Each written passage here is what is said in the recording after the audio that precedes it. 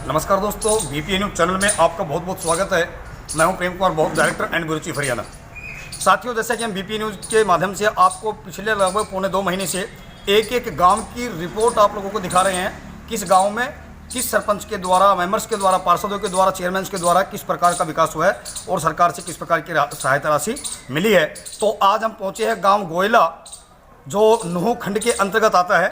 गांव गोयला के और जो नंदू की जो ढाणी है, 2 गांव की एक ग्राम पंचायत है और यहाँ पर जो लगभग पॉपुलेशन है वो 2000 के 2-2.25 के समथिंग है।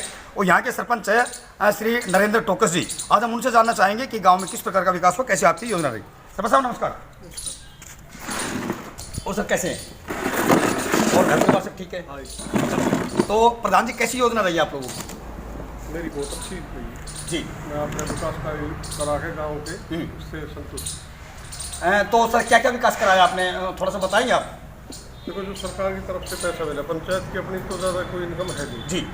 और उससे गली, नाली और अपने वाटर सप्लाई के पाइप, एक नया बोरिंग जी और ये अपना ये डाकखाना, एक डाकखाना खुलवा बने, दो आंगनबाड़ी और गलियों में जो जिन गलियों में पाइपलाइन नहीं थी वो, और करीब 50 पोल एलटी के लगवा के जी। तो हर गली में हर घर के आगे पोल लगवाई है। और जगमग योजना के तहत मीटर बहाल होकर बिजली चोरी लगभग खत्म हो चुकी है जी। और अपनी योजना में मैंने 7 ट्रांसफार्मर लगवाए गाँव के 4। 7 ट्रांसफार्मर नए? नहीं जी। टोटल अब 8 है, पहले 1 था, 7 में लगा जी। अच्छा, एक सरपंच साहब, हमने सुना है कि आपने एक अपनी योजना में एक कब्रिस्तान को जो 3 तरफ से उसकी मिट्टी को काट करके लगभग 20 फीट गहरा गड्ढा बना हुआ था, उस पर भी आपने एक जद्दोजहद के बाद बहुत काम किया। उस नहीं, वो कब्रिस्तान नहीं था, आप गलत कह गए। वो सब शमशान घाट था और उसके 3 तरफ से मिट्टी खुदी हुई थी। केएमपी में किसी पड़ोसी ने जी अपने खेत को खुदवा दिया और वो धीरे धीरे खत्म होने जा रहा था जी। मेरे पास पंचायत में फंड भी कम था, लेकिन मैंने हिम्मत करके और उसको कंप्लीट लगभग 24-25 लाख रुपए लगा के जी और नीचे से 5 फुट चौड़ाई, 20 फुट ऊंचाई से दीवार लगा के और फिर उसकी 4-4 फुट बाउंड्री और रास्ते की भी दीवार लगा के जी और बहुत अच्छा कर दिया है। उसके अंदर पेड़ भी लगवा दिए हैं और बाद में जैसे पैसा आता रहा मैं लेता रहा, लेकिन एक टाइम में 10 लाख रुपए मैंने जेब से लगा। तो देखिए, सरपंच साहब ने बताया कि गांव के विकास के लिए जब विकास करने की बात आती है तो घर से भी कुछ लगाना पड़ता है। 10 लाख रुपए के ही मेरे पास फंड था और 10 लाख रुपए मैंने अपने घर से लगाए। वो धीरे धीरे करता फिर रिकवरी किया गया।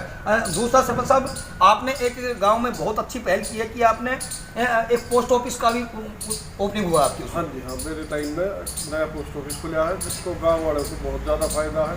अब पेंशन वहीं गाँव में मिलने लगी है जी। लोग अपना पैसा जमा कर रहे हैं, FD भी कर रहे हैं जी। पैसा निकालते हैं और बच्चों के जो खाते हैं जी वो खाते वहीं खुलने लग गए और बड़े बूढ़ों को शहर नहीं आना पड़ता। विकलांग भी है, वृद्ध भी है जो पेंशन लेने के लिए जी जी उनको घर में सुविधा मिली। तो बैंक वाली फैसिलिटी पोस्ट ऑफिस के द्वारा आपको मिल रही है? हाँ, सारी बैंक की सुविधा में, पोस्ट ऑफिस की भी और बैंक की भी जी, दोनों सुविधा मिली। अच्छा, 2 महीने के बाद में सरपंच साहब, हो सकता है 24 फरवरी से पहले आपके ग्राम पंचायत के इलेक्शन हो जाए और अब की बार आपकी रिजर्व सीट है। कैसे व्यक्ति को आप चुनना पसंद करेंगे? हम ऐसे व्यक्ति को चुनना पसंद करेंगे जो गाँव का विकास करावे और गाँव में सुख शांति रखे। अच्छा, एक दूसरी सबसे बड़ी अचीवमेंट हमें आपके गांव की पता लगी है कि एक भी FIR गांव की आपने थाने में नहीं जाने दी। एक झगड़ा हुआ था जिसकी FIR होगी थी जी और उसका बाद में फैसला करा दिया और ज़्यादातर छोटे मोटे जो झगड़े होते हैं वो गांव में ही बैठ कर हम निपटा लेते हैं गांव वालों के सहयोग से जी। अकेला सरपंच भी कुछ नहीं होता। बिल्कुल पूरे गांव के सहयोग माता है, ठीक बात। पूरे गांव के सहयोग से बिल्कुल अमन शांति है जी। हमारे गांव में कोई क्रिमिनल आदमी नहीं है जी। कोई खेती से, कोई नौकरी से, कोई कहीं से अपना मेहनत से रोटी कमा रहे। बिल्कुल। दूसरा सरपंच साहब, एक मेरा इंडिविजुअल क्वेश्चन है आपसे, बीपीए न्यूज़ चैनल के माध्यम से मैं आपसे जानना चाहूँगा।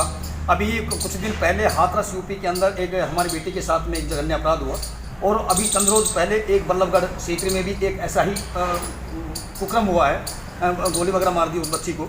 तो ऐसे अपराधियों के लिए सरकार से आप क्या निवेदन करेंगे?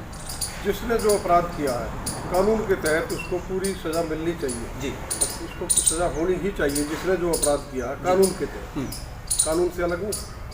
कानून के तहत उनको पूरी सज़ा मिलनी चाहिए, उन्हें बख्शा नहीं जाना चाहिए, क्योंकि अपराधी की ना कोई जाति होती है, ना धर्म होता है, ना कोई मजहब होता है। तो ये देखिए सरपंच नरेंद्र टोकस जी थे हमारे साथ में, वीपी न्यूज़ चैनल के माध्यम से आप लोगों को बताया कि गांव में किस प्रकार का भाईचारा और किस प्रकार का विकास है, सभी बिरादरी मिलकर रहती है। एक तो मैं आपसे जानना चाहूँगा, कुछ दिन पहले एक न्यूज़ चैनल पे एक न्यूज़ चली थी कि मेवात के अंदर तो हिंदुओं पर लांछन लगते हैं, हिंदुओं को बदनाम किया जाता है, हिंदुओं को मारा पीटा जाता है। क्या हिंदू में एकता भाईचारे में ऐसा कुछ है?